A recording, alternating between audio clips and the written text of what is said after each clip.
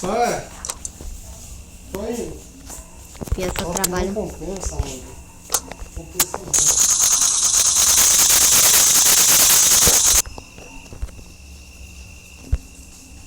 Se eu comprar essa eu vou rodar depois de fazer eu tenho preocupação de fazer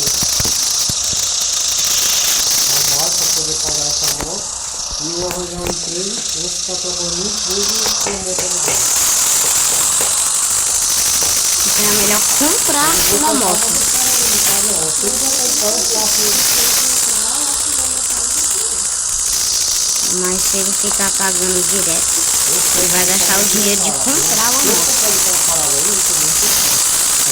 Desde amanhã aqui, pra voltar 11 horas, almoço, pouco de novo.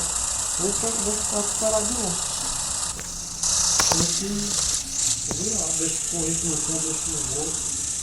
Vou fazendo as coisas da van. Mas eu acho mais prudente se eu comprar uma moto e vender essa moto.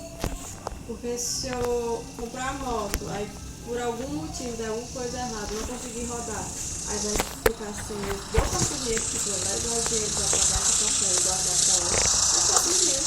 Não vai ter carro ainda parado aí, vai ter a carro para pagar, e dormir.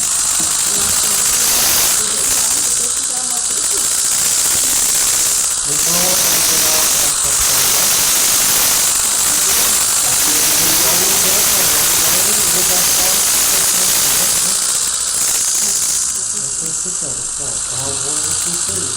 Aí vou rodar.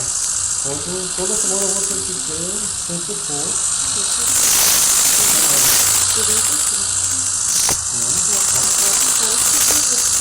A velha, né? É verdade, cuidado.